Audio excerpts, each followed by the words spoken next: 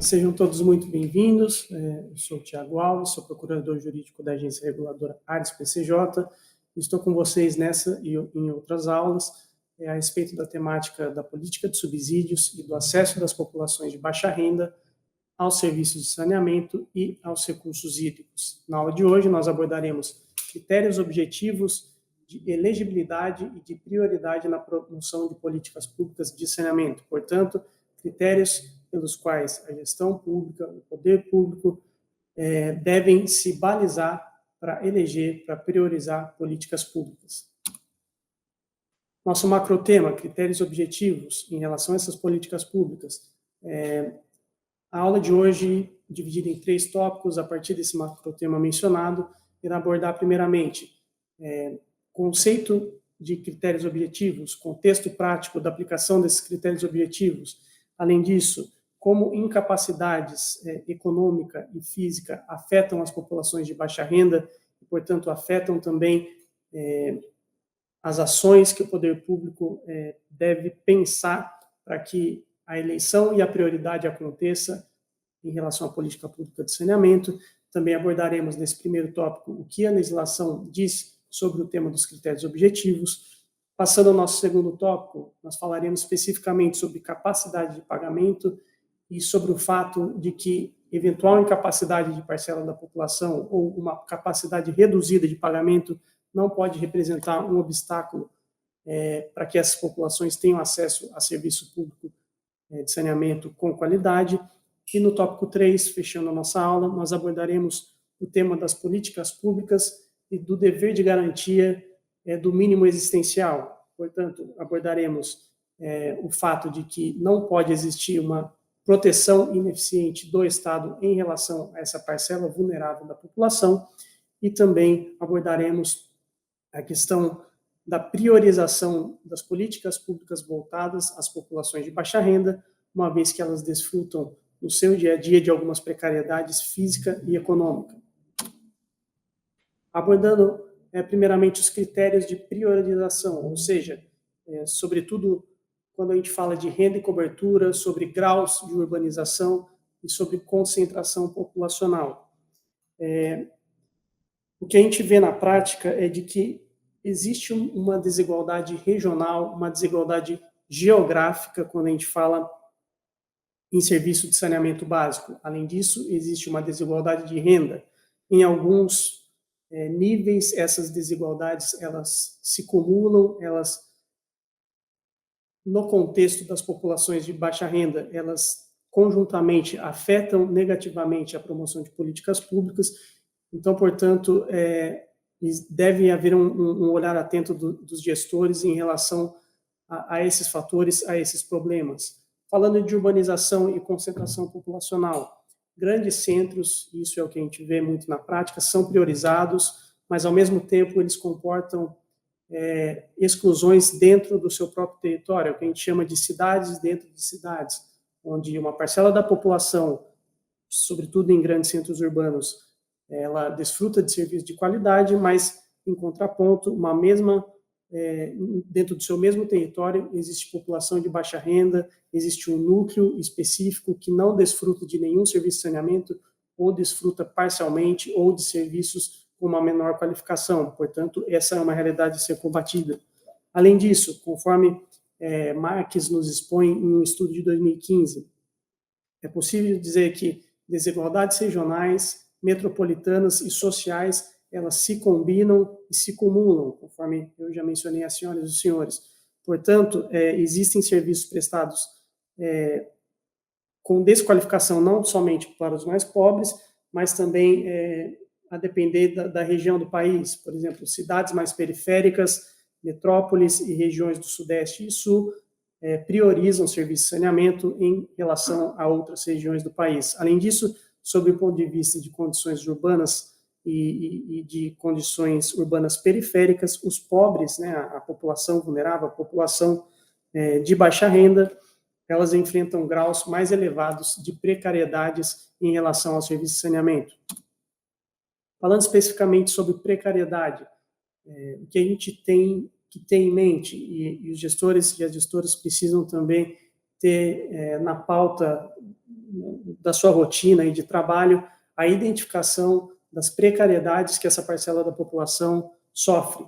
São precariedades de duas ordens. Primeiro, precariedade em capacidade física, ou seja, parcela da população, geralmente população de baixa renda, estão em locais dentro dos municípios onde o acesso físico do serviço de saneamento ele é mais difícil. Além disso, incapacidade e precariedade financeira, e aí a gente está falando justamente da menor capacidade de pagamento dessa parcela da população.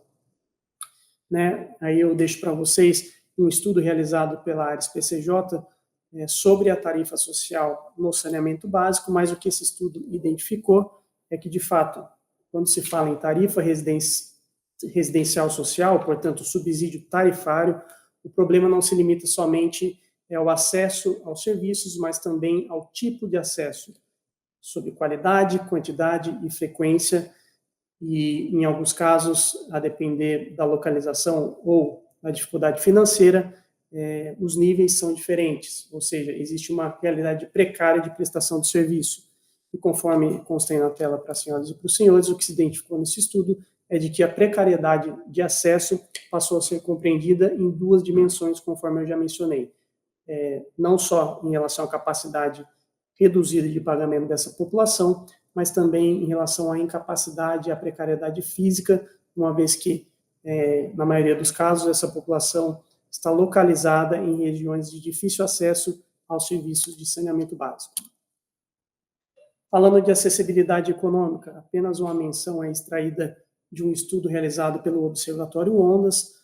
Acessibilidade econômica é um conceito diretamente ligado à qualidade de vida e a direitos humanos, ou seja, a incapacidade financeira dessa população não deve ser razão para que esses serviços não sejam garantidos, né, e garantidos com qualidade, uma vez que é direito humano ter acesso à água e saneamento.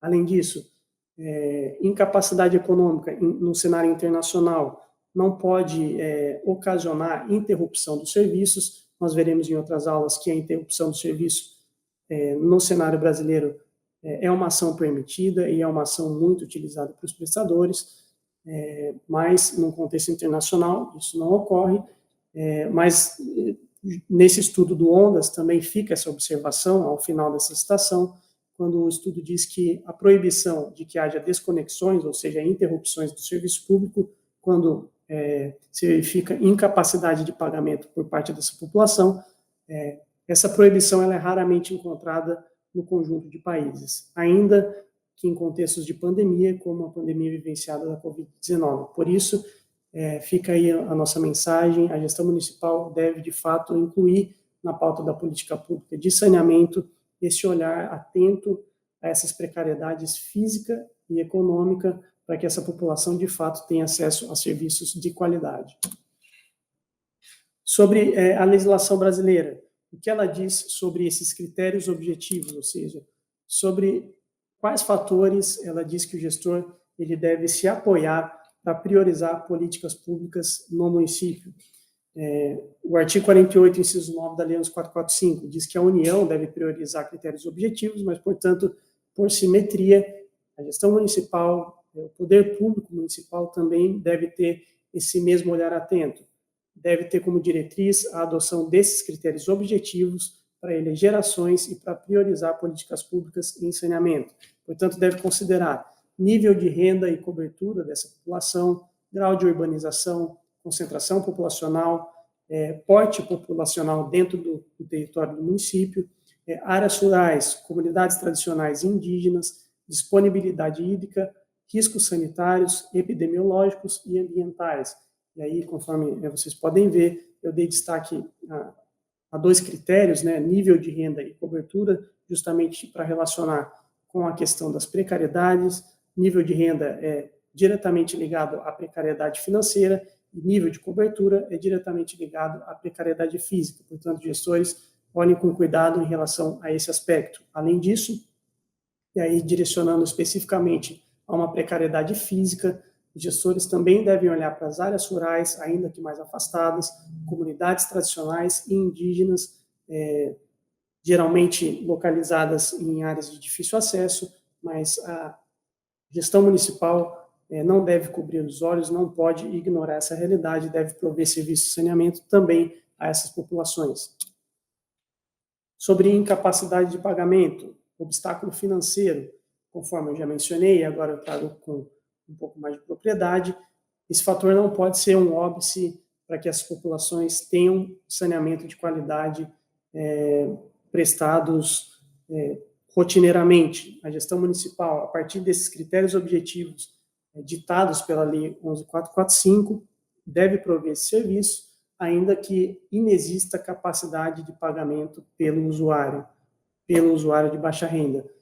Isso porque existe um comando constitucional e, portanto, todo o arcabouço normativo e, portanto, também a Lei 11.445 estão apoiados nesse comando constitucional de que não pode haver uma proteção ineficiente do Estado sobre serviços básicos. Existe uma vedação clara nesse sentido, independente da capacidade de pagamento da população, o Estado ele não pode se esquivar, proteger de forma eficiente esse direito básico à água e ao saneamento às populações de baixa renda. Dentro desse contexto, os subsídios, conforme nós já mencionamos, e agora a gente vai aprimorando os conhecimentos sobre esse instrumento financeiro, eles são saídas viáveis, alternativas para que o poder público possa conceder acesso a essa população com precariedades físicas e econômicas. Esses subsídios também podem ser implementados na forma não tarifária, ou seja, no formato de uma ação do prestador específica para essa parcela da população, e esse também é um instrumento muito viável na prática para que o saneamento aconteça nas comunidades de baixa renda. E aí, o artigo 29, parágrafo 2º, já mencionado em aulas anteriores, ele traz respaldo, traz segurança jurídica para que a gestão municipal utilize desses mecanismos de subsídios para prover esses serviços a essas populações. Portanto, o nosso tome nota aos gestores, conforme consta aí na tela, é de que a legislação deu opções juridicamente seguras para que esses problemas possam ser enfrentados com uma maior propriedade.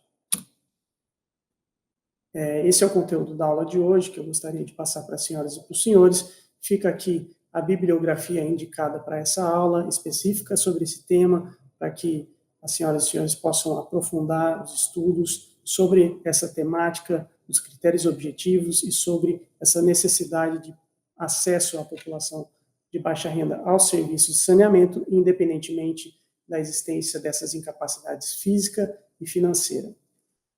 Eu agradeço a atenção de todos e espero todos vocês nas próximas aulas. Muito obrigado.